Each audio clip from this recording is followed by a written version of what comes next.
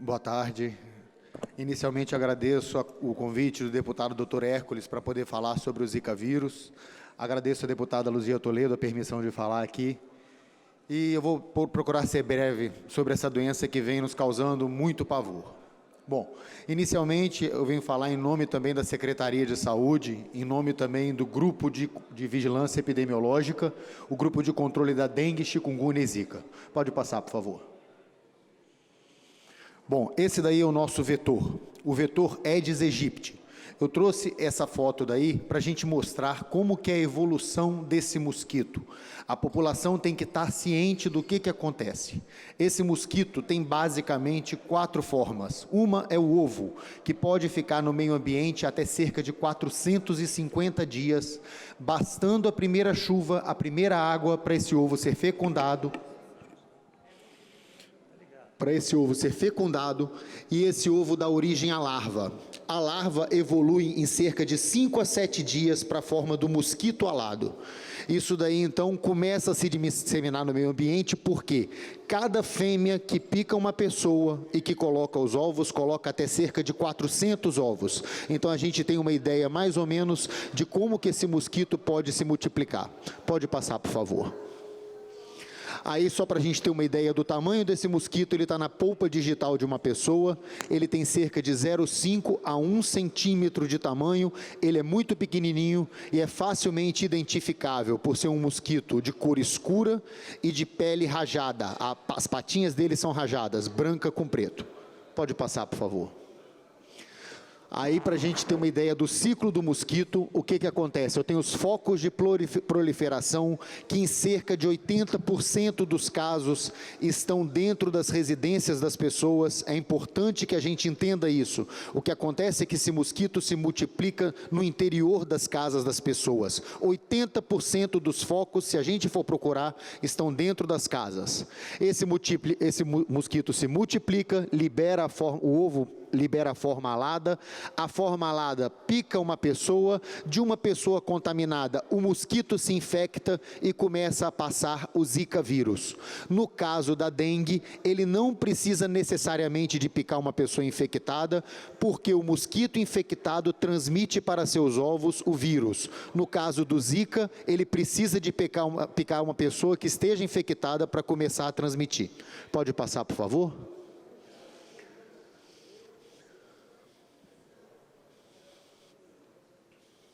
Pode passar o slide.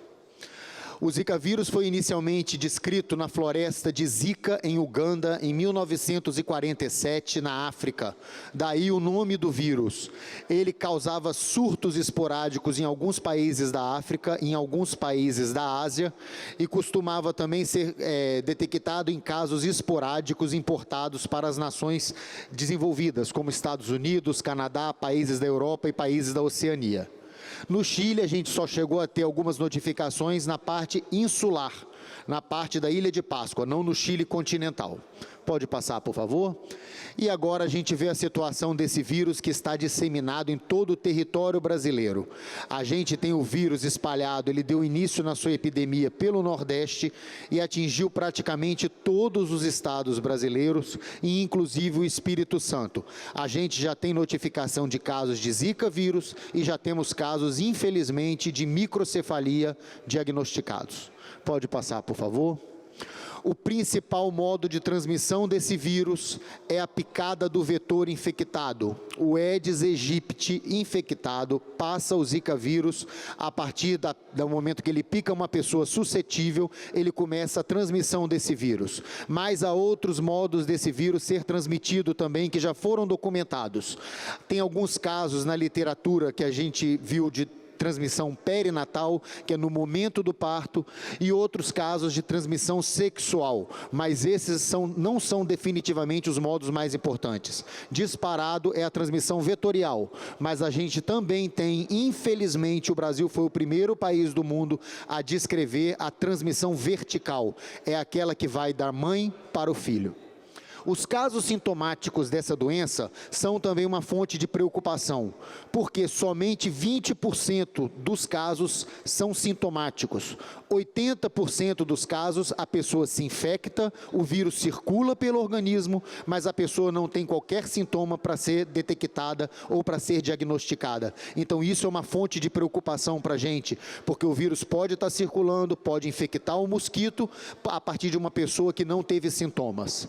Os sintomas geralmente desaparecem cerca de 3 a 7 dias após o início deles. Pode passar, por favor?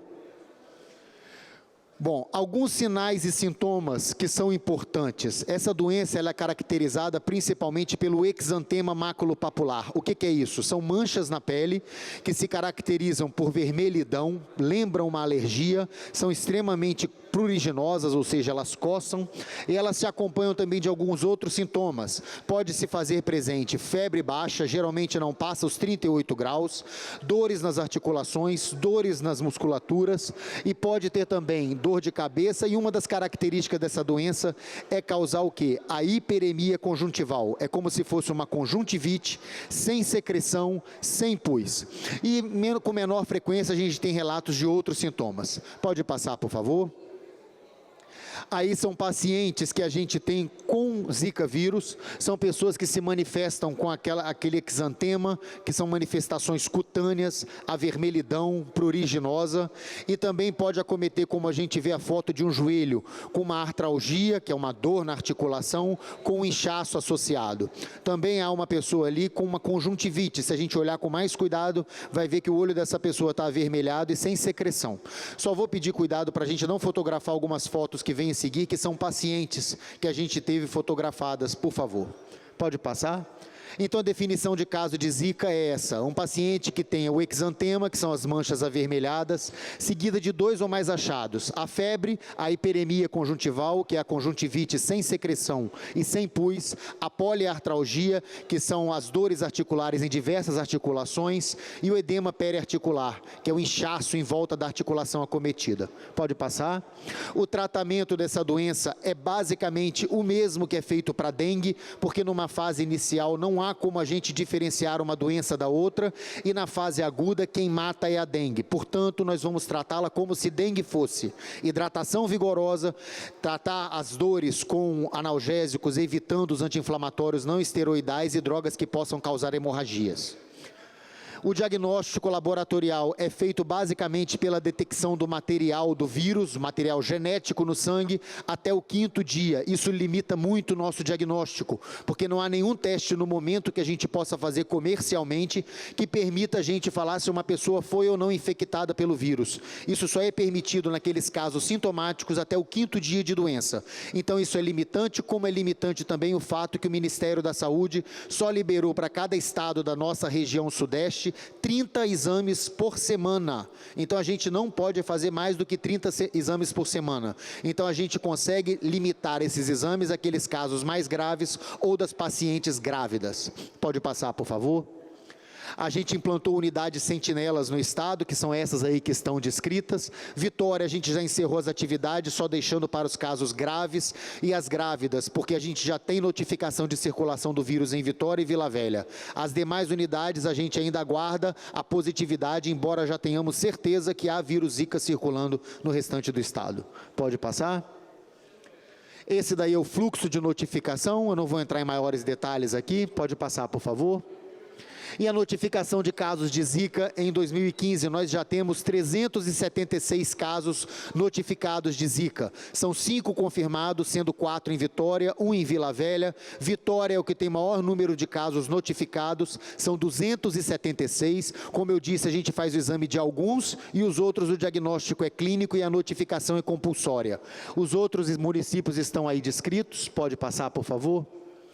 E a complicação maior desse vírus? A maior preocupação que a gente tem nos indivíduos que são infectados pelo Zika vírus é o desenvolvimento de síndromes neurológicas, principalmente a Guillain-Barré, que é uma doença que começa com fraqueza inicialmente nas pernas, uma fraqueza ascendente que pode acometer a musculatura respiratória.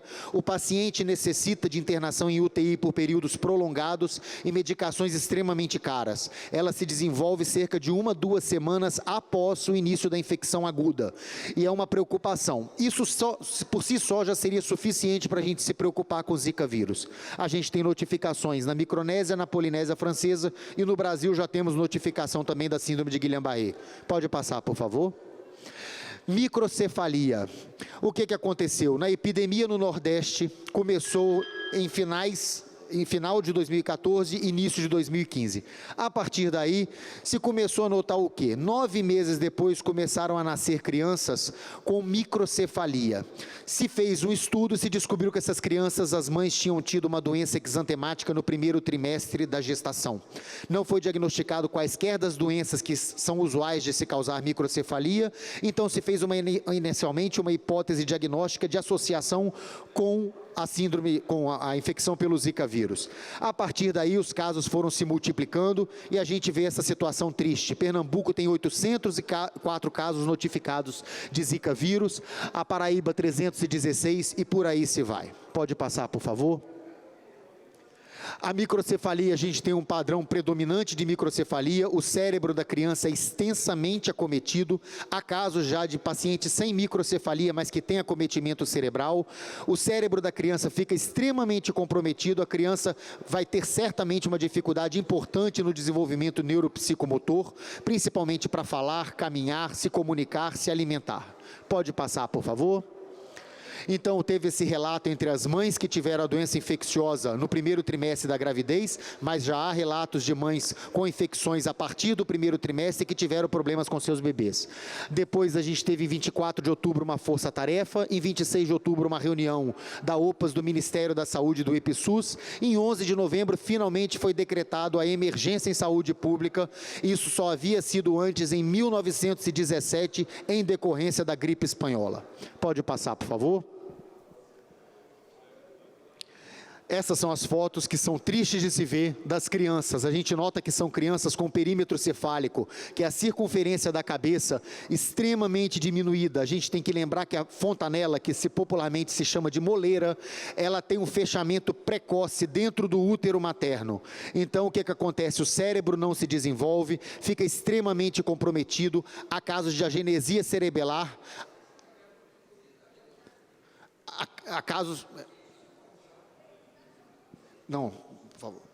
Não, há casos de agenesia cerebelar, há casos de acometimento extenso do cérebro, onde a criança certamente fica extremamente comprometida. Pode passar, por favor. Ali é uma mãe com o seu bebê, o primeiro relato de caso, com um bebê já com 7 meses, a mãe parece não ter noção do que vai acontecer com o bebê. Esse bebê não vai se desenvolver, esse bebê não vai conseguir caminhar, esse bebê não vai conseguir socializar, esse bebê não vai conseguir se alimentar, vai precisar de internações frequentes, fonoaudiólogo, neuropediatra, acompanhamento frequente. Esse bebê vai ser um comprometimento importante psicológico para a família, social e para toda a sociedade, porque são pacientes assim para o resto da vida e nós não sabemos quanto tempo esses pacientes podem viver. Podem durar uma vida toda, infelizmente, inválidos por uma causa perfeitamente evitável. Pode passar, por favor. Esse daí é um bebezinho que ele nasceu e logo morreu. É um bebê que começou a nos preocupar mais ainda, porque além da microcefalia, ele tinha outros comemorativos de síndromes congênitas. Ele tinha acometimento do pulmão com hipoplasia pulmonar, ele tinha genitália ambígua e ele tinha, além de tudo, a microcefalia. Então, a microcefalia passou a ser só um dos problemas desse bebê. Também há comprometimento de articulações, chamada artrogriposes, que são articulações que nascem com uma má formação, que também é de difícil reversão. Aqui é uma artrogripose, é um bebê que nasceu com artrogripose. Aquele bebezinho lá de cima do canto à direita é um bebê que tem a microcefalia e artrogriposes, todas as articulações comprometidas. E ali é um outro bebê que nasceu com microcefalia. Há uma desproporção clara entre a cabeça e o perímetro cefálico desses bebês. Pode passar, por favor. E por que não foram percebidas microcefalias? Infelizmente, a gente vem ouvindo boatos na internet que ganham força, sem qualquer embasamento científico, como foi o caso de um sujeito que falou que isso seria a vacina da rubéola, sem qualquer embasamento científico. O que acontece é que isso não foi detectado antes, porque países da África, eles não têm sequer um sistema de saúde adequado, que dirá um sistema de notificação. E o que aconteceu foi que a população da Polinésia Francesa é de 280 mil habitantes aproximadamente. Só a população de Recife é de 1.800.000. Então isso não gerou volume. Tanto que quando começou a se perceber que Pernambuco tinha um grande caso de microcefalia, a Polinésia foi rever e achou 17 casos de microcefalia após a epidemia deles. Então, o que aconteceu? Começou a se notificar a microcefalia, inclusive retroativamente em países onde ela tinha tido a epidemia e não se tinha percebido. O Brasil foi o primeiro a perceber, felizmente a gente percebeu, mas infelizmente está disseminado no país. Pode passar também, porque é só a explicação do que eu falei. E nosso Espírito Santo, como é que ele está? A gente tem de 2010 a 2014 uma notificação de 18 casos de microcefalia por outras causas. Até então não se sabia que o Zika vírus poderia causar isso. São outras causas que a gente chama de uma taxa habitual de nascimento de microcefálicos. Então a gente tinha uma média que girava em torno de 3 a 4 nos anos passados. E a partir de 2015, a gente já tem a notificação de 14 microcefálicos, entre nascidos e pacientes que ainda estão nos úteros maternos. Então é uma taxa extremamente preocupante. A gente ainda está em estudo desses casos, mas certamente tem participação do Zika vírus no nosso estado. Pode passar, por favor? A gente tem as recomendações do Ministério da Saúde e também da Secretaria de Saúde de Pernambuco, que foi o primeiro estado a notificar esses casos. As gestantes têm que ter a gestação acompanhada em consultas pré-natal, não devem consumir bebidas nem drogas durante a gestação, não utilizar qualquer medicamento sem orientação médica, evitar contato com pessoas com sintomas sugestivos de Zika vírus, não porque essa doença passe de uma pessoa para outra, mas porque provavelmente ali tem um mosquito circulando com o vírus que pode picar essa gestante. E atualizar as vacinas e verificar as recomendadas para a idade gestacional. Pode passar, por favor. A gente pede também atenção sobre a qualidade e a procedência do que se ingere, porque há outras doenças que podem causar problemas, como a toxoplasmose congênita. Usar preservativos, por quê? Porque se a gente não tem certeza, são só relatos de casos sobre a transmissão sexual, apesar de não ser uma transmissão epidemiologicamente importante, para quem acontece é 100%. Então é importante que essas mães se resguardem até o final da gestação, fazendo uso de preservativo com seu parceiro, para evitar que aconteça com ela, ainda que raramente. A gente pede ainda para se proteger de mosquitos, mantendo telas fechadas, usando repelentes, consultar um médico sobre o uso de repelentes indicados para gestantes e diante de qualquer problema de saúde, principalmente até o 4º mês da gestação, mas aqui eu estendo a toda a gestação, procurar o serviço de saúde para melhor ser analisada. Pode passar, por favor? E a solução? Qual é a solução para isso tudo? Infelizmente é uma doença que ainda é muito desconhecida, a gente ainda está descobrindo o que o Zika vírus pode causar. A gente não tem certeza do que ele causa, a gente não sabe como ele se comporta no organismo materno, mas uma coisa a gente tem certeza: quem passa esse vírus é o Aedes aegypti, e é inaceitável que esse mosquito continue circulando pelas nossas cidades como se ninguém visse. É importante que a população assuma isso, porque isso está dentro das casas. Cada um de nós é responsável por criar o mosquito e cada um de nós, a partir de agora, se a dengue e a chikungunya não foram eficientes para nos conscientizar, o Zika agora nos tornou. Então, o Aedes aegypti, a gente tem que ter a consciência que atualmente é o inimigo público número 1. Acredite que o foco está dentro da sua casa e faça uma faxina geral. Uma vez por semana, nós temos que checar dentro da nossa casa ralos, vasos sanitários, temos que escovar, porque os ovos são colocados nas bordas e ele cria uma gosma que adere à parede dos vasos. Temos que olhar os ralos, aquela água atrás da geladeira, calhas, temos que limpar caixas d'água, temos que limpar o nosso quintal, não joguemos lixo na rua porque isso acumula água. Então é uma questão de reeducação de todo o hábito da população, mas a gente tem que ter noção de que isso é criado pela gente. Falo aqui dentro das nossas próprias casas, porque nós costumamos ver o cisco no olho do vizinho, mas não a trave no nosso. Então a gente tem que olhar dentro da nossa própria casa, e eu tiro isso pela minha própria, que eu faço uma vez por semana a faxina geral da minha casa. Então é importante que nós assumamos isso. É uma guerra de toda a sociedade contra um inimigo comum e que a gente tem o poder de controlar. Pode passar, por favor? A gente tem que lembrar que o fumacê, ele não tem eficácia 100%. No caso do Aedes aegypti, o veículo que leva chama-se UBV.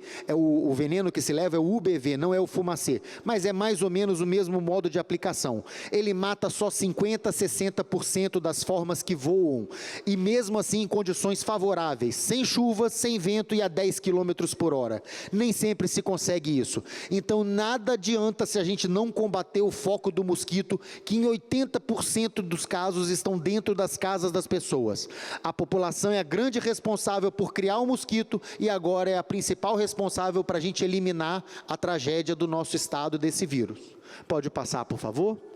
E a única saída atual para dengue, chikungunya e zika é acabar com o vetor. Eu agradeço ao Dr. Hércules o convite para a gente poder falar de uma doença tão grave, agradeço a essa casa os minutos que me foram concedidos e muito obrigado em nome de toda a Secretaria de Saúde.